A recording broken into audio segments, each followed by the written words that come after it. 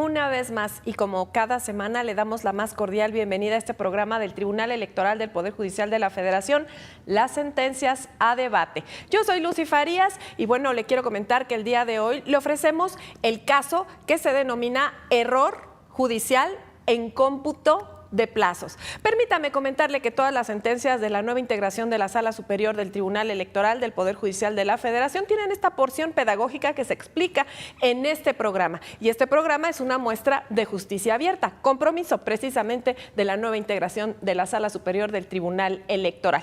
Vamos al caso y quiero comentarle que la Sala Superior conoció de este asunto a través de un recurso de reconsideración en donde se estaba impugnando precisamente un desechamiento de la Sala Regional Monterrey. Es a través del análisis y resolución de esta sentencia que se conoce cómo se acepta o no un recurso de reconsideración en esta sede jurisdiccional y si se entra al fondo del asunto. Asimismo, le quiero recordar que en materia electoral los plazos son muy importantes. Por eso, un día cuenta. Si usted quiere saber cómo resolvió este asunto, esta sentencia tan pedagógica, tan didáctica de la Sala Superior del Tribunal Electoral, bueno, lo invito a que se quede con nuestro conductor Pedro Lara y Malo, que recibe en el estudio al doctor Víctor Manuel Alarcón Holguín, quien es profesor investigador de la UAM Iztapalapa, y también nos acompañará Raúl Zeus Ávila Sánchez, quien es secretario de Estudio y Cuenta de la ponencia del magistrado José Luis Vargas Valdés. Yo soy Lucy Farías y como siempre le invito de manera muy cálida a que se quede con nosotros.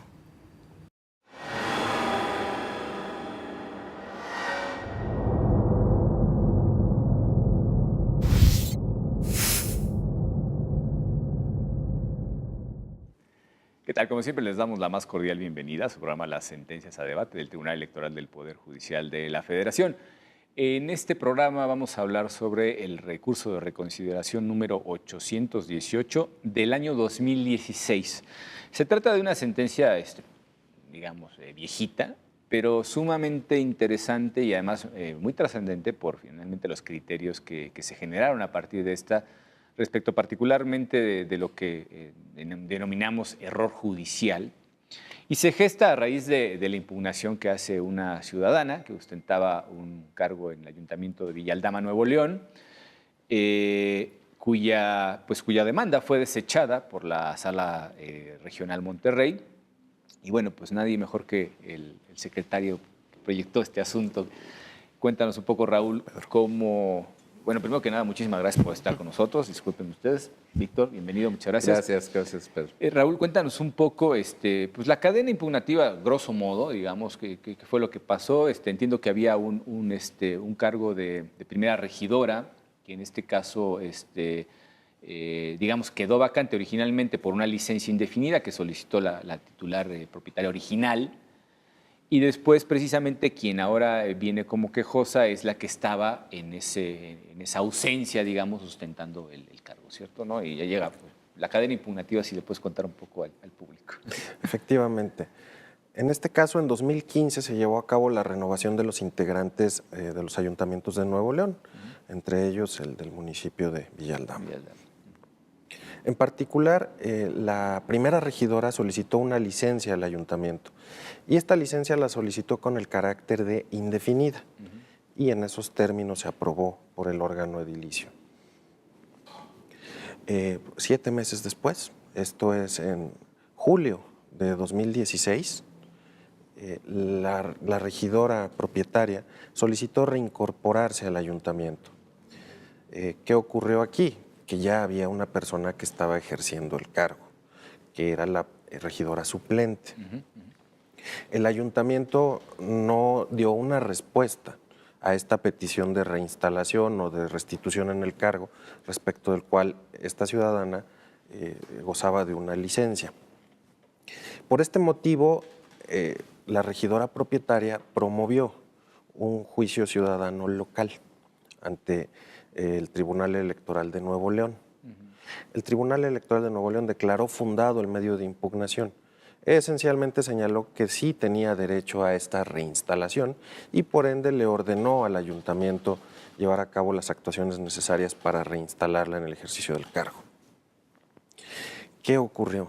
Que esta determinación se controvirtió el fallo jurisdiccional, se controvirtió por la regidora suplente, que era la que ejercía el cargo, planteando esencialmente que la licencia que se le había concedido a la regidora propietaria tenía efectos definitivos, que no podía considerarse como una licencia indefinida porque no se encontraba prevista en esos términos en la normativa local.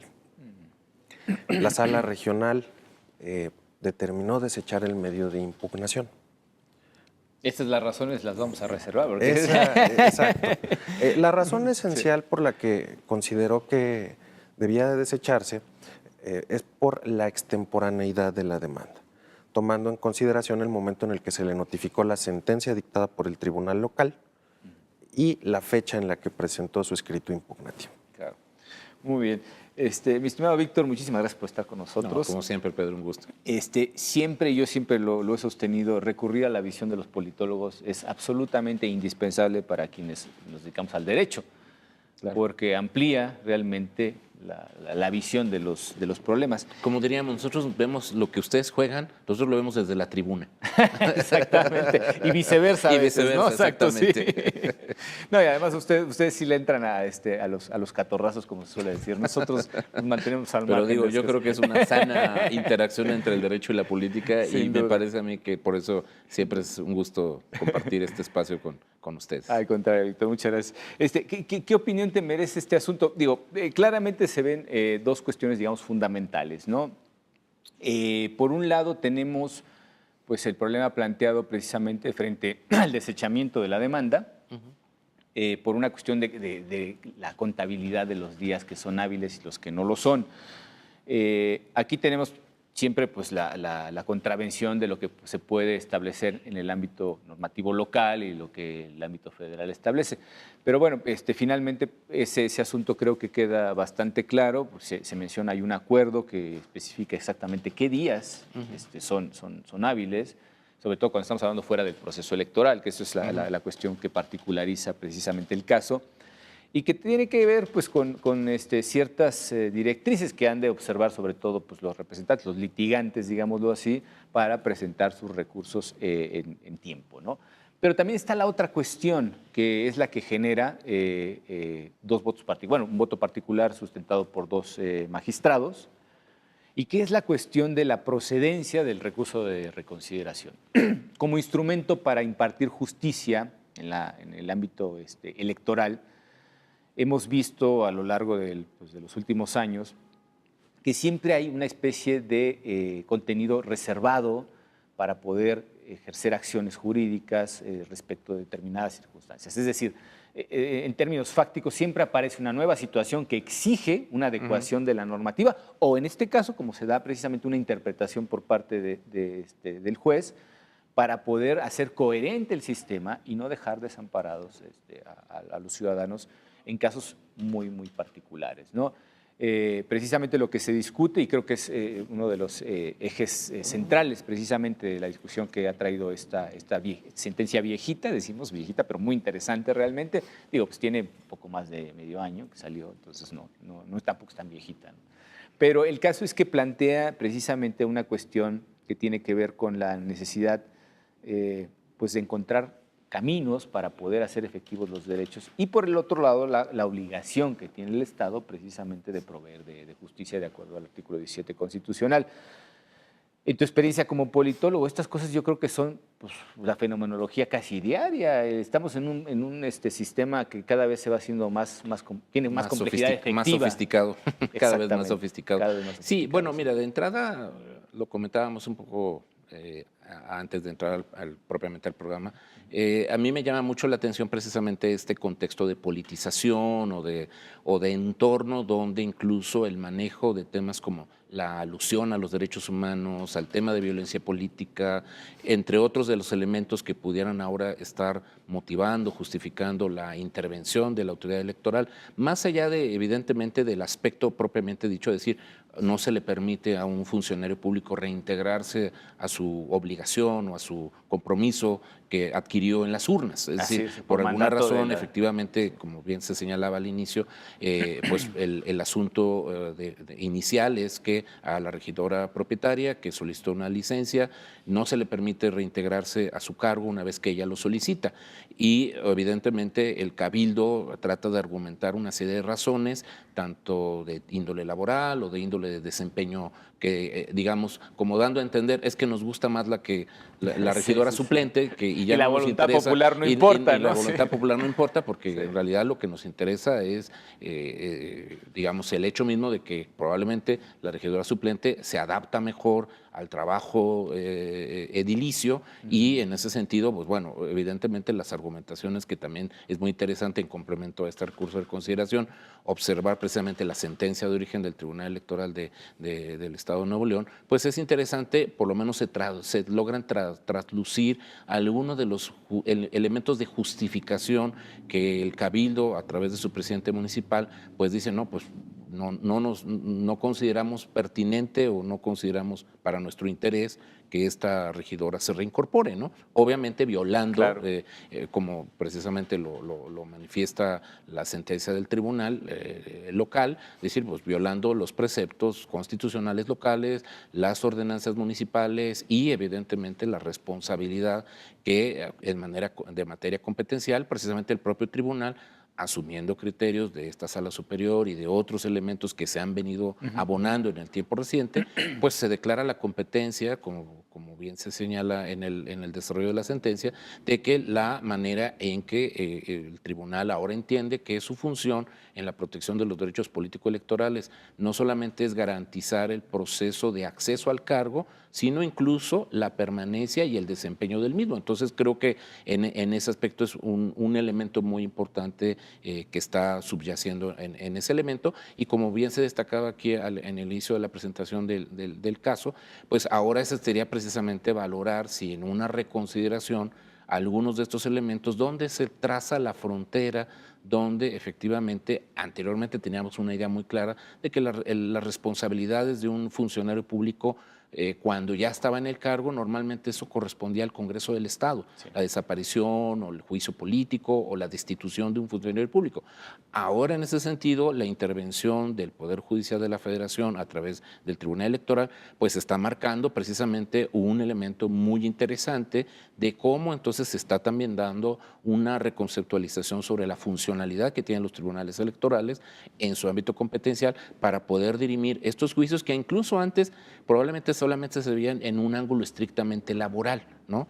Pero hoy en día la politización y el ángulo mismo de derechos humanos, de violencia política y otros aspectos que desde luego eso es lo que desde fuera puede observar, entonces cómo se están reconfigurando estos espacios o estos ámbitos de competencia. Creo que por eso esta sentencia, como bien se señalaba al inicio, por eso marca un parámetro muy interesante, no solamente por el carácter mismo que le ofrece la actual integración del tribunal, sino en general por la propia evolución con la que el propio Tribunal Electoral ha venido construyendo y haciendo crecer el ámbito del carácter mismo del recurso de reconsideración. Sí, de hecho, ¿no? Fíjate, eso es una cosa muy importante y también un poco para que nuestro público pues tenga una idea, aunque sea muy general, de lo que ha sido la evolución del recurso de reconsideración. Ha sido realmente pues ir abriendo la procedencia literalmente, ¿no? La cuestión originalmente era la constitucionalidad exigida, pero también en algún momento se dijo, pues es que la interpretación de normas constitucionales, la inaplicación de normas constitucionales, pues al final de cuentas cae precisamente en el terreno del recurso de reconsideración por su naturaleza constitucional.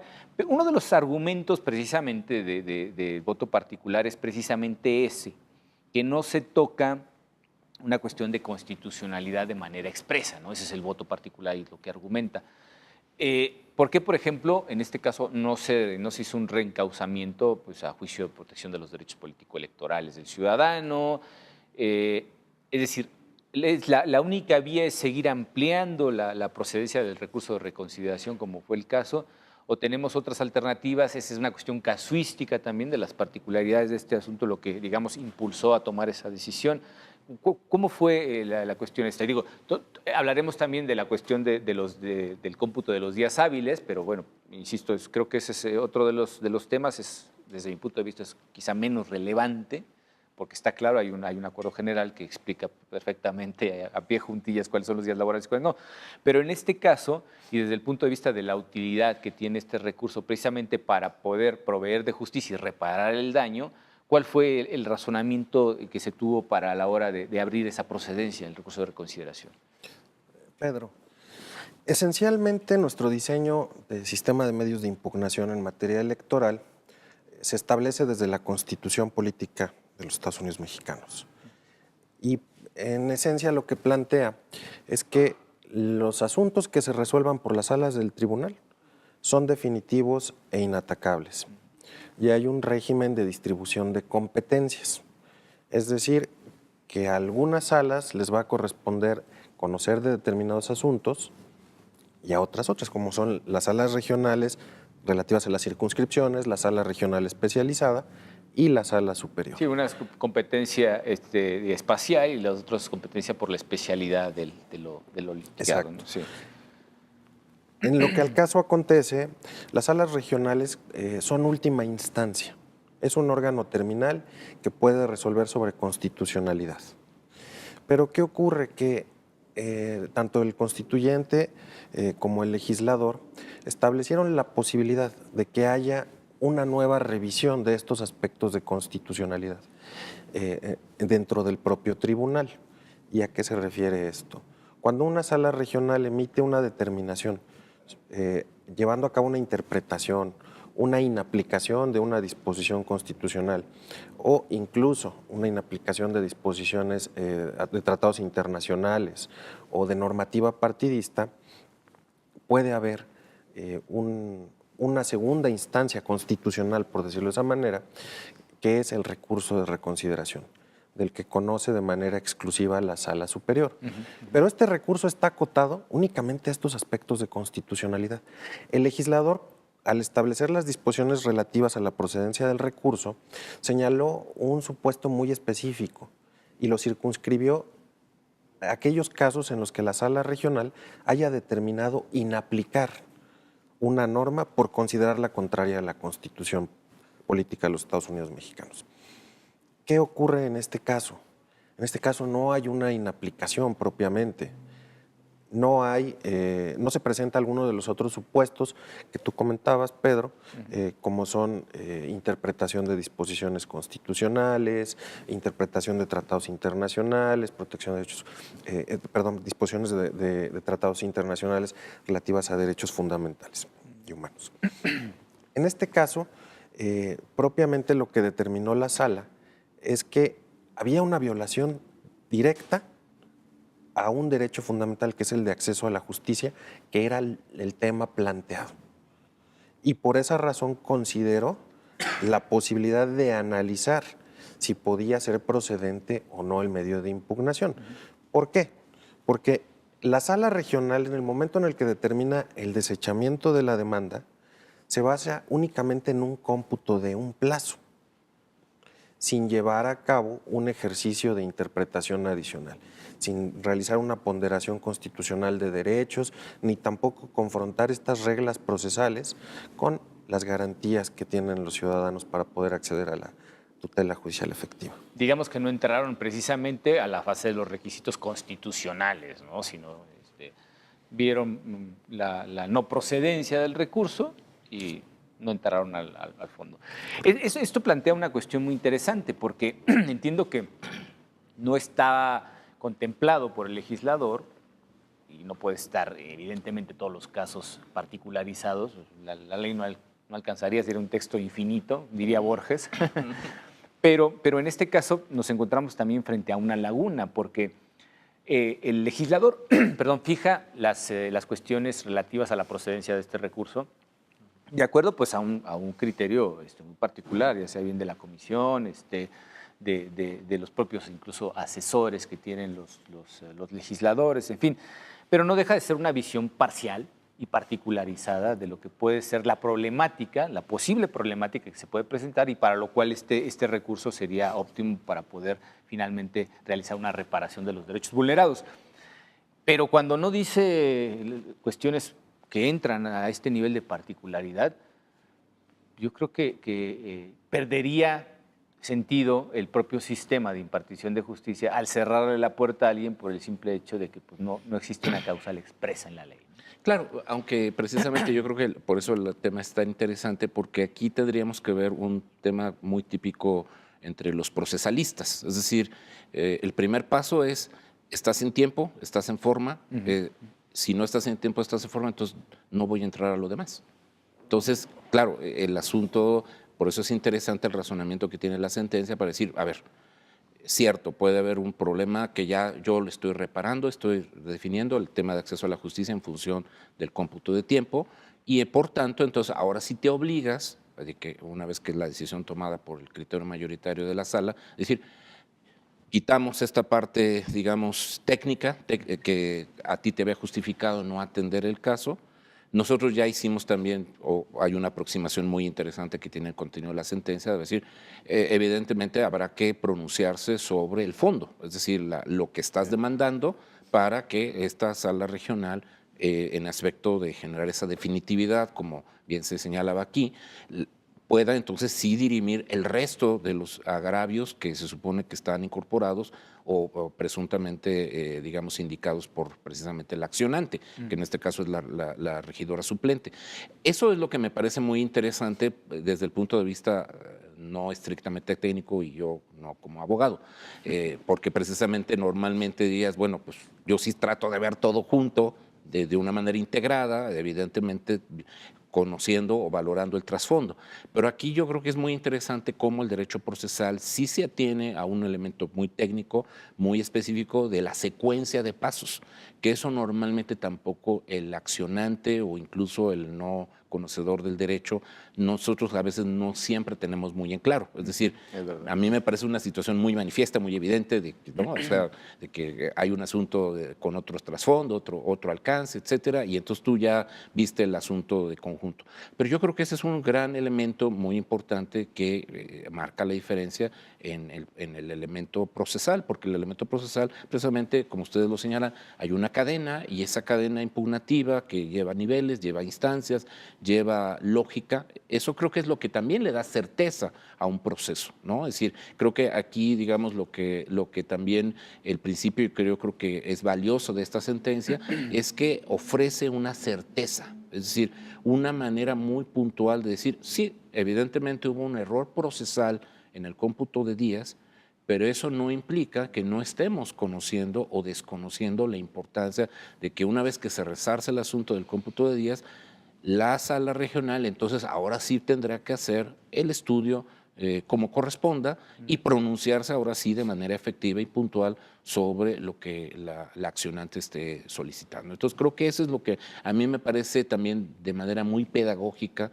lo que esta sentencia nos puede ofrecer a los no conocedores del derecho de cómo entonces de alguna manera el recurso de reconsideración, al margen, digamos, de que pueda tener o no las características del tipo de materias a lo que ofrece, creo que lo que sí ofrece, digamos, desde el punto de vista didáctico, en la lógica procesalista, es lo que entonces debemos entender como una última instancia puede o no intervenir precisamente para corregir deficiencias precisamente en este carácter y por eso la reconsideración obliga a simplemente decir, yo no me estoy pronunciando efectivamente sobre el asunto de si correspondió o no la sentencia. Eso le corresponde a la instancia, que sí es la última instancia, pues, propiamente dicha, perdón la redundancia, a la instancia que sí le corresponde por méritos de ley definir ese criterio que es la sala regional. Entonces creo que es una sentencia que me parece muy pedagógica y también es muy interesante valorar que si el alcance o no que ponen el voto de minoría, ¿no? que precisamente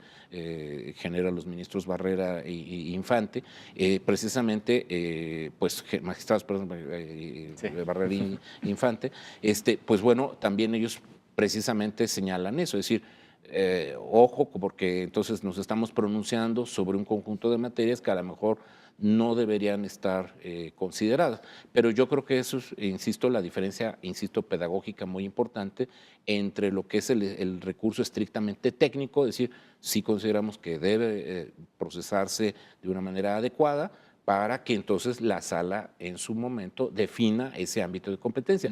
Y no tanto es ya, digamos, que la sala superior cancele esa discusión, que yo creo que eso es lo que el criterio mayoritario, a mi muy modesto parecer, auxilia y recanaliza, reorienta, ¿no?, el sentido de esta discusión, que a todas luces, de todos modos, ya viene con un primer criterio construido por el Tribunal Estatal Electoral en su momento, ¿no? Así es.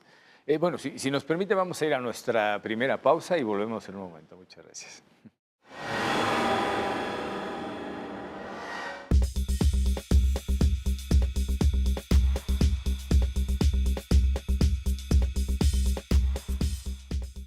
La Sala Superior del Tribunal Electoral del Poder Judicial de la Federación sesiona públicamente a la luz de los principios de máxima publicidad y transparencia para garantizar certeza y legalidad en los procesos electorales. Acompáñenos cada semana en directo desde el Pleno de la Sala Superior para conocer las resoluciones de las y los magistrados del máximo órgano de justicia electoral en nuestro país. Sesión pública de resolución de la Sala Superior del Tribunal Electoral. Sesiones públicas semanales. El Tribunal Electoral del Poder Judicial de la Federación cuenta con 7 centros de documentación especializados en materia jurídica y político-electoral que proporcionan servicio directo y gratuito de información y consulta al público en general.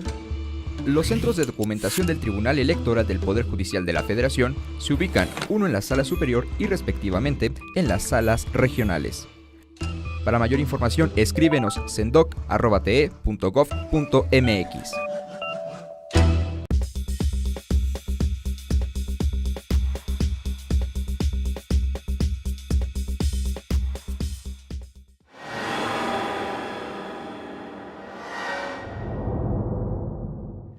Bueno, pues ya estamos de regreso con ustedes. Decíamos en el primer bloque de nuestro programa que se trata de una cuestión, digamos, bicéfala, ¿no? Hay dos vertientes. La primera de ellas es interesante, ya no digamos por el contenido de lo planteado, ¿no?, que es la razón por la cual se le desecha su demanda a la actora es por una pretendida extemporaneidad. Y creo que la sentencia es muy puntual, es decir, la solución es simple y clara. Y se le dice, no, pues tenemos un acuerdo general emitido por esta sala superior en el que se señalan precisamente cuáles son los días hábiles y cuáles no lo son, sobre todo para el cómputo de los plazos para la presentación de los diferentes recursos. Y esta cuestión, que es muy útil, por cierto, eso no le restamos ninguna utilidad, también deriva en una cuestión que es que se consideró precisamente que el cómputo realizado por la sala regional era lo que nosotros denominamos error judicial, ¿no? Y bueno, pues, ¿qué es el error judicial? Realmente es una cuestión que evidentemente no casa con el dolo, ¿no? Porque uno de los argumentos precisamente de la actora era que ella había sido excluida del acceso a la justicia por una cuestión de género, ¿no? Ella arguía violencia política de género. Y bueno, pues evidentemente creo que el error judicial y lo que en realidad pues significa esta expresión, concatenado con el hecho de que pues, no había una cuestión de género, nos explica más o menos en qué consiste esta figura jurídica. Pero bueno, si puedes ahondar un poco para nuestro público, Raúl. Gracias, Pedro. Efectivamente, tratándose de los medios de impugnación en materia electoral, en la ley se establecen 2 modalidades para computar los plazos.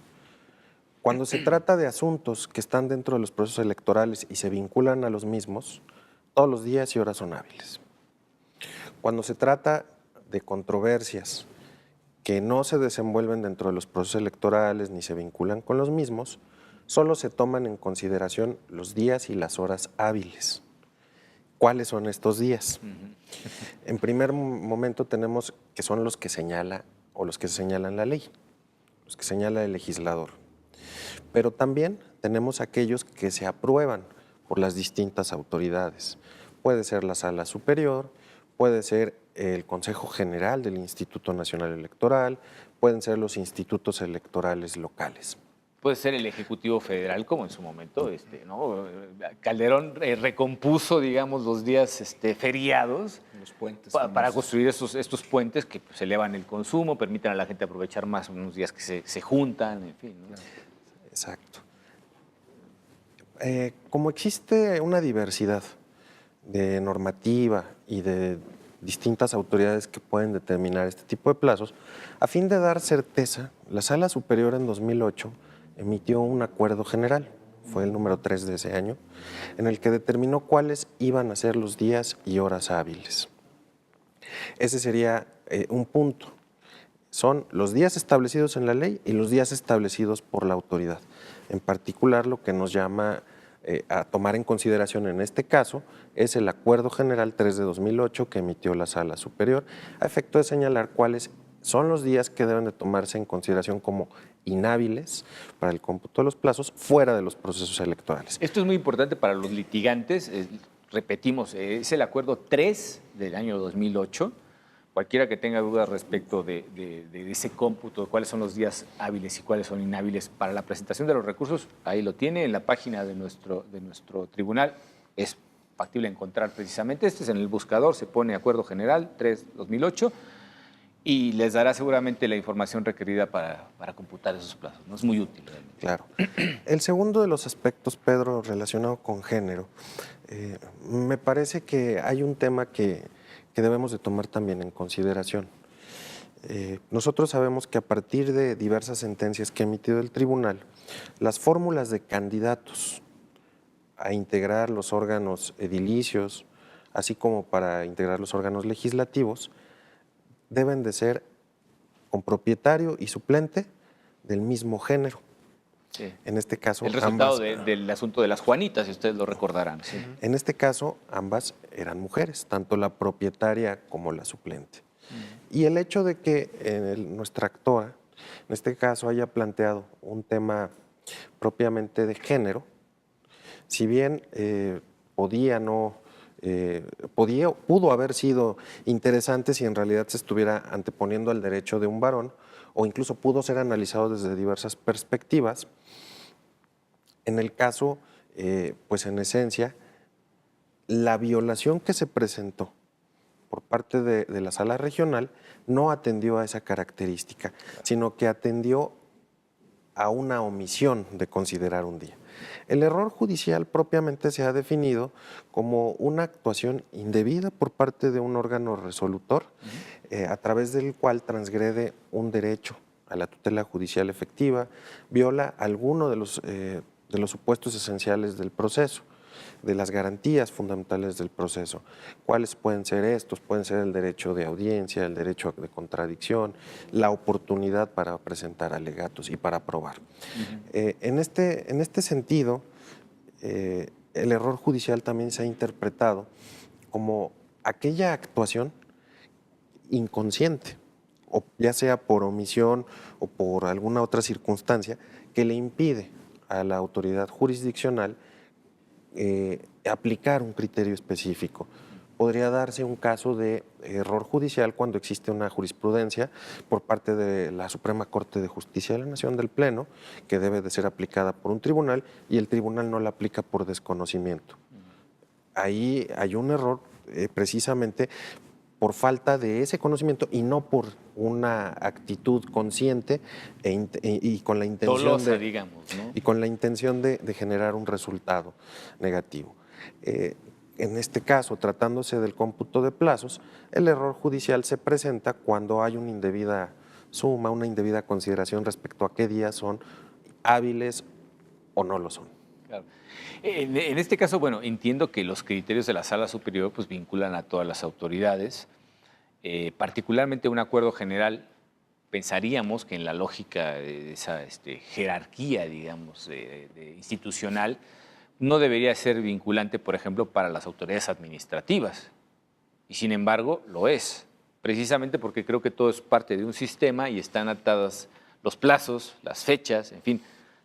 Sobre todo a partir de la reforma de 2014, ¿no? Cuando todo va tan apretado y todo parece que tiene que funcionar como maquinaria de relojería.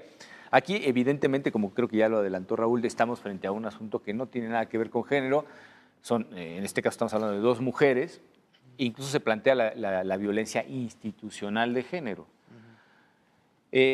Como una pequeña digresión, una postilla a nuestro tema, las cuestiones de género creo que también están empezando a verse abaratadas, ¿no?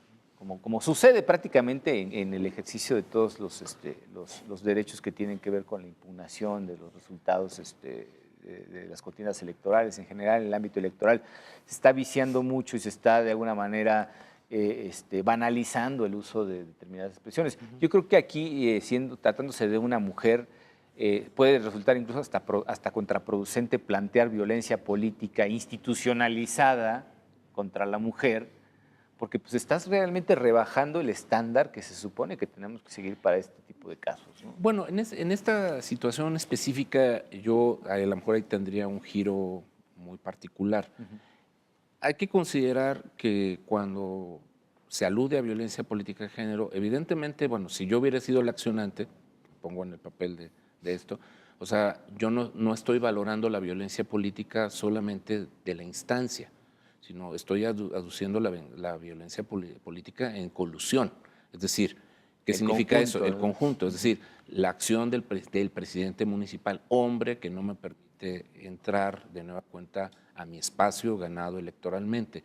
La preferencia hacia otra mujer, que también es otro problema de violencia de género, que existe la violencia de género entre mujeres, no solamente entre hombre y mujer, sino entre hombre y mujer y mujer. Yo creo que eso también, el concepto de violencia de género, tenemos que tener una perspectiva todavía mucho más amplia, ¿no? Sí, este tribunal se precia precisamente de manejar una perspectiva de género.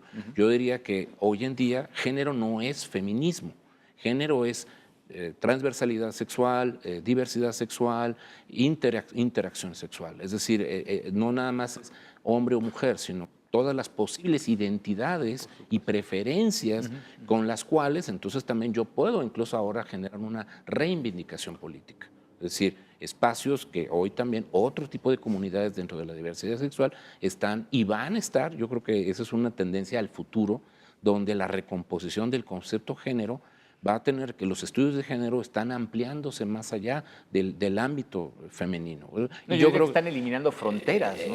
Pero, desde luego, en este caso particular, si nos atenemos específicamente a la lógica con la que un accionante que se identifica como género femenino alude y además obliga que en la propia discusión de la sentencia se haga mención a la ley de igualdad entre hombres y mujeres, a la ley sobre acceso a una vida libre de violencia. Es decir, nos está obligando precisamente también incluso tomar otras porciones normativas con las cuales el espacio electoral también está coexistiendo, y eso también hace muy ilustrativa esta sentencia. Es decir, independientemente de que tenga o no la razonabilidad del argumento la accionante, pero sí me parece muy importante considerar que en la lógica actual del accionante está viendo la posibilidad de que ella está siendo vulnerada por el presidente municipal, que está siendo vulnerada quizá por la integración de la propia sala regional, de decir, es que hay magistrados hombres, ¿no? Y entonces están en colusión o intereses partidarios, y entonces la violencia política puede derivar hacia violencia de género. Entonces son dos posibles expresiones que obviamente trata de ser, son recursos, evidentemente, como parte del repertorio que yo puedo tratar de aludir, y precisamente, como bien se señalaba, como el recurso de consideración está también asociado con el tema de la constitucionalidad, pues los elementos de control de constitucionalidad, de control de convencionalidad, pues precisamente hacen entrever que esa es una estrategia, ¿no?, que utiliza el accionante, de incorporar esos elementos para obligar el pronunciamiento y el uso del recurso, de la justificación del recurso, de por qué se presenta como recurso de reconsideración, porque como bien lo decía Raúl, de otra manera la propia sala superior se hubiera declarado de entrada incompetente para no conocer de la materia. Entonces, la forma de la causa de pedir que hace el accionante es interesante porque trata de traslucir el uso de convenciones, el uso de violación de derechos humanos, es decir, elementos que justifiquen la constitucionalidad de su elemento más allá del acto administrativo. Claro. Y lo trata de fundar y lo trata de argumentar alrededor de esto. Y eso precisamente creo que, insisto, es un elemento muy interesante, y eso es lo que también marca un poco la discrepancia en el voto de minoría, que yo creo que por eso también es muy interesante ver, decir, esta extensión o esta, digamos, situación extensiva, nosotros no la consideramos adecuada, prudente, incorporarla, porque nos estamos entonces pronunciando sobre un tema o sobre un conjunto de temas que probablemente no lo ameritan en función de lo que está pidiendo el accionante. Entonces, Entonces creo que en ese sentido, más allá del cómputo de plazos, que finalmente sí es por lo que se pronuncia la sentencia, el asunto del trasfondo de estos otros elementos, como aquí ya se están desarrollando, dan una idea muy interesante de por qué esta sentencia puede también generar precedentes muy importantes para ver cómo el tema de violencia de género, el tema de violencia política, el tema de derechos humanos, pues de cómputo de plazos, ¿no? Pero como tal, pero estos otros elementos. Por eso un poco yo llamaba la atención esta suerte de politización, digamos, y un poco el uso de ese recoveco que evidentemente está en su legítimo derecho formal, digamos, de presentarlo al accionante, pero que evidentemente ya genera estas susceptibilidades o estas previsiones que evidentemente los magistrados de hoy y de integraciones anteriores, pues desde luego también han tenido que ir construyendo, pues para valorar en qué sentido o en qué momento efectivamente este tipo de reivindicaciones tendrán o no un peso específico al momento de ser estudiadas en casos como el que aquí se nos presenta. Claro, y al final de cuentas el objetivo último es no dejar precisamente a nadie fuera, ¿no? O sea, es decir, la impartición de justicia es una obligación constitucional para órganos como este y finalmente no se le puede cerrar porque sí la aporta. Bueno, si nos permiten, vamos a ir a nuestro segundo corte y volvemos en un momento. Gracias.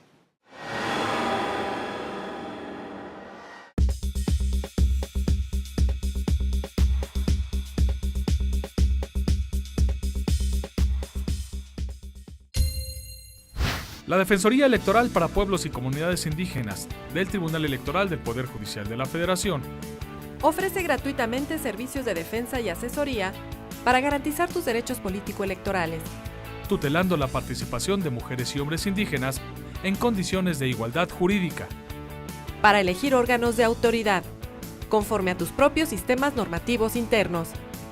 20 años protegiendo tus derechos políticos.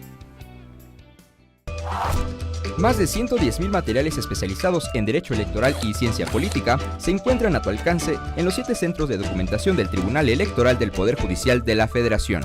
Además, ofrecen sin costo acceso directo al acervo institucional, asesoría y asistencia personal para búsqueda avanzada y recuperación de información, así como consulta a base de datos en texto completo. Para más información, escríbenos sendoc@te.gov.mx.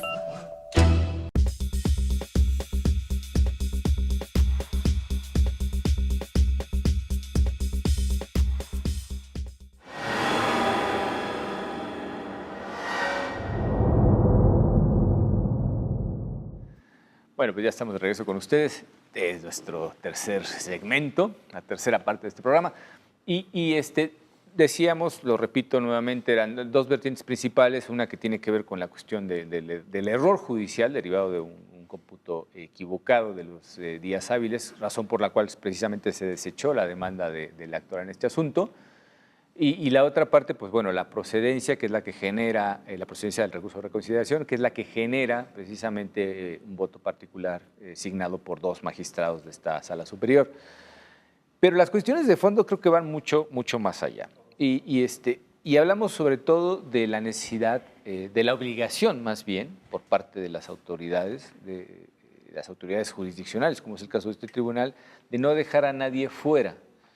Entonces decíamos, ¿por qué se insiste finalmente, pues, tratándose de un tribunal garantista, en tratar de ampliar estas cuestiones que evidentemente no fueron consideradas de primera instancia por el legislador? Yo no descarto que en alguna de las futuras reformas esto se vaya ajustando, claro, como ya ha sucedido, ¿no? La colaboración de este tribunal en la generación de criterios que después retoma el legislador y lo plasma nuevamente a la hora de reformar la ley, ha sido un ejercicio constante, en los últimos años por lo menos.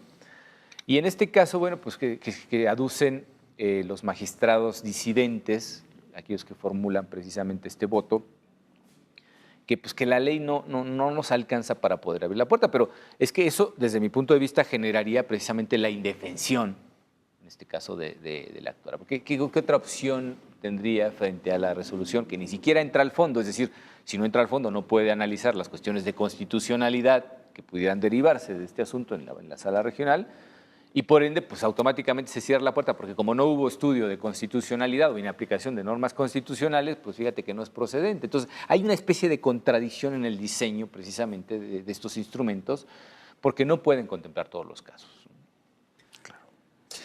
Sí, Pedro.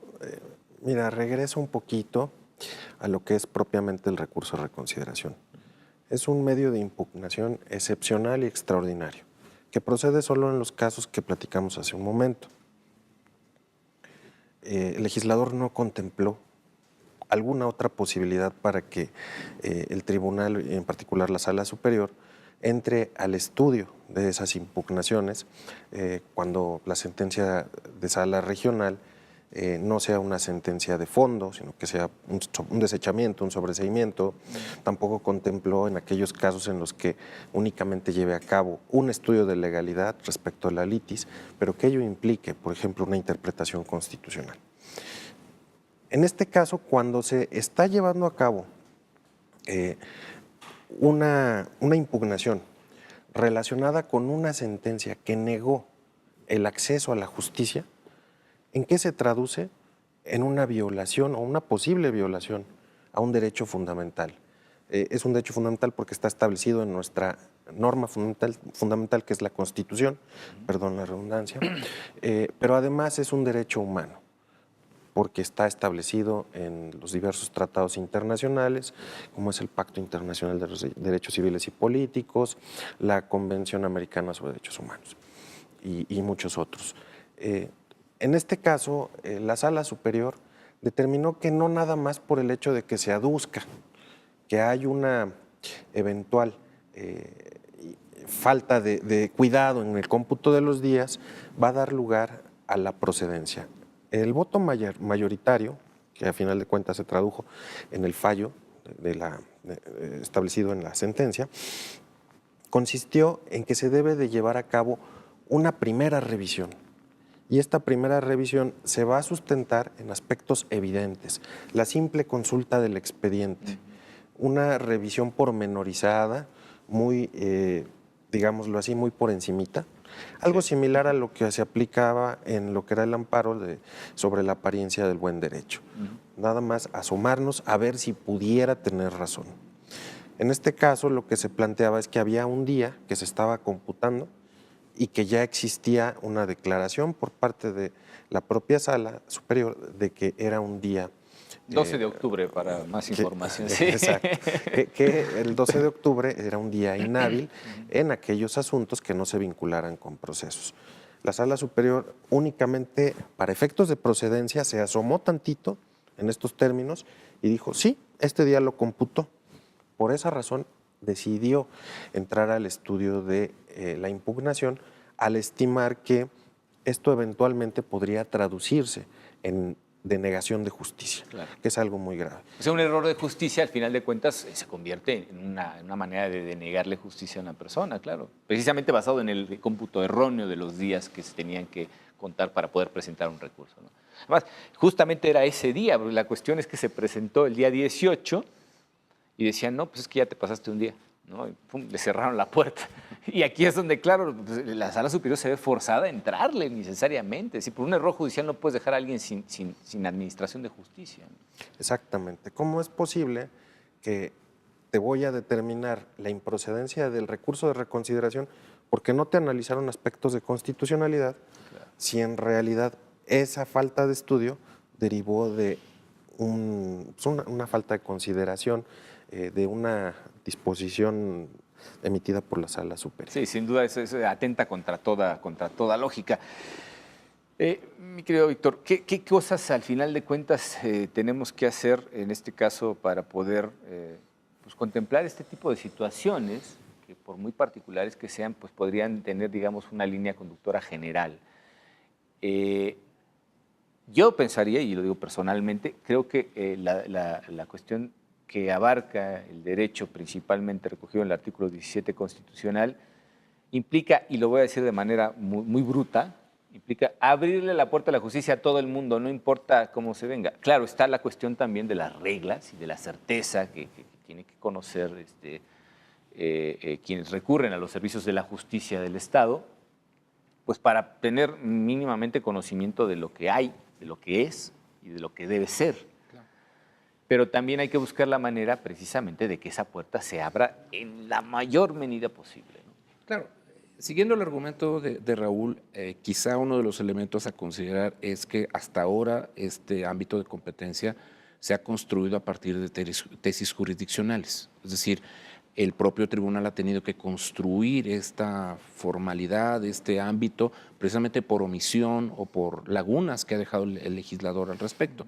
Es decir, la forma en que ahora el tribunal se considera competente para poder interpretar acciones sobre el desempeño de la permanencia de un funcionario público electo, precisamente, y extender su ámbito de competencia con respecto al desempeño del cargo, es un criterio del tribunal, pero no está elevado a una disposición constitucional expresa.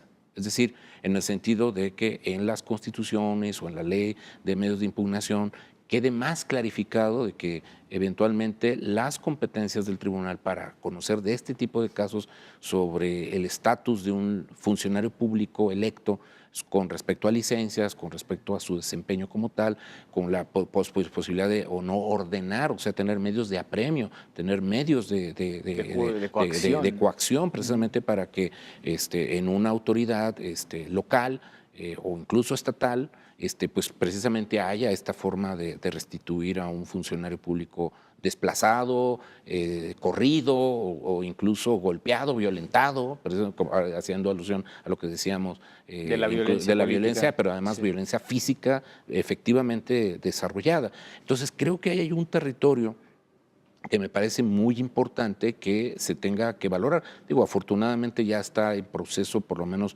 parte de esta situación para el caso de violencia política de género, pero sí tenemos que considerar que el tema es mucho más amplio y que es un elemento que yo creo que partiendo del objetivo, como mencionaba hace un rato, de que esta sentencia es muy pedagógica en el sentido de tratar de cubrir el principio de certeza, es decir, de darle carácter plausible a todos y cada uno de los pasos y precisamente no omitir ningún elemento de la cadena impugnativa, no omitir ningún elemento de exhaustividad en la propia forma de si el recurso está bien o no fundamentado, bien o no presentado, bien o no sustentado argumentativamente.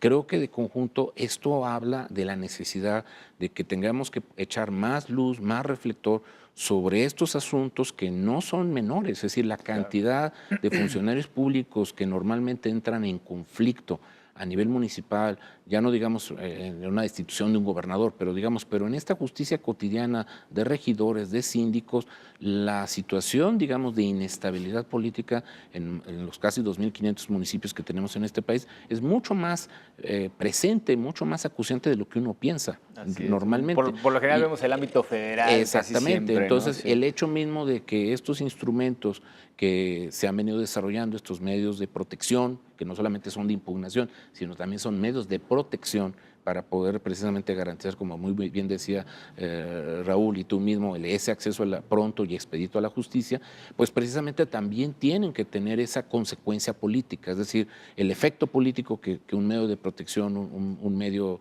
de aplicación de acceso efectivo a la justicia va a tener consecuencias políticas. Claro. Pero yo creo que el mejor mensaje que se puede lanzar, y yo creo que en ese sentido la labor fundamental del Tribunal Electoral va en esa dirección, es precisamente que estos derechos sean cada vez más extensivos, más incluyentes, más precisos, aunque no lleguemos a la especificidad o tengamos que llegar a la especificidad, digamos, hasta del retruécano, para poder decir claro, que estamos llegando a cubrir todas y cada una de las posibles causales.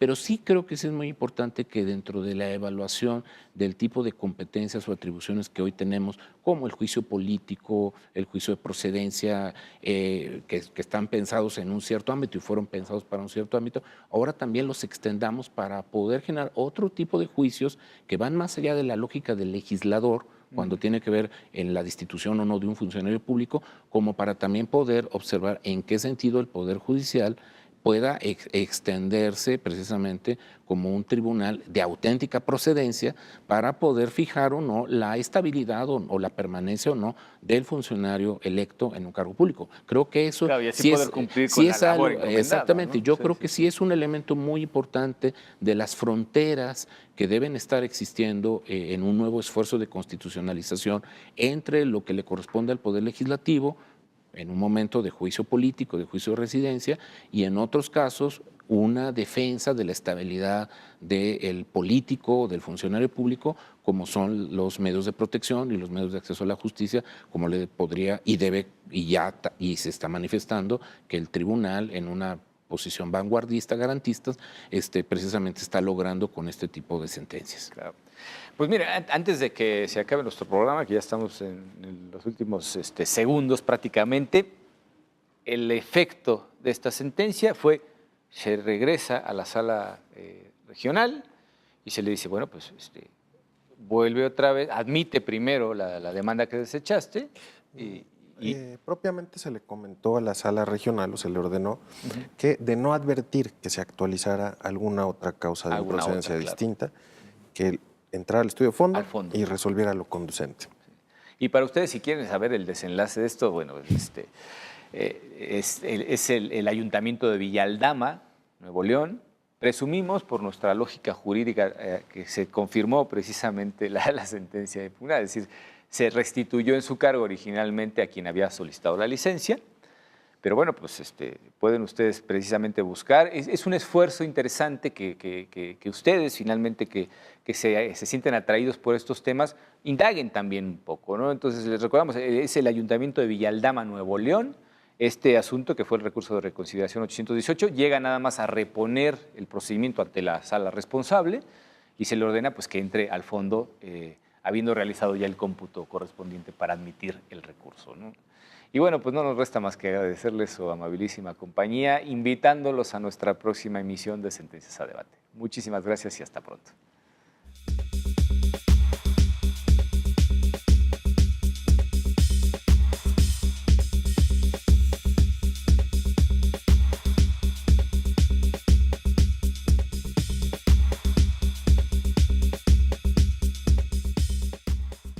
La protección de tus derechos político-electorales le corresponden al Tribunal Electoral del Poder Judicial de la Federación.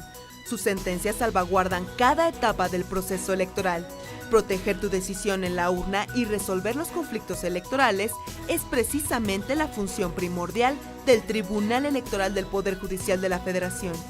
En cumplimiento a la Ley Orgánica del Poder Judicial de la Federación y a la luz de los principios de máxima publicidad y transparencia, el Tribunal Electoral del Poder Judicial de la Federación rinde un informe anual de labores ante la Suprema Corte de Justicia de la Nación y el Consejo de la Judicatura Federal. Tribunal Electoral del Poder Judicial de la Federación. 30 años de justicia electoral en México. Tus derechos políticos son derechos humanos. El Tribunal Electoral del Poder Judicial de la Federación los protege y tutela mediante la impartición de justicia electoral abierta.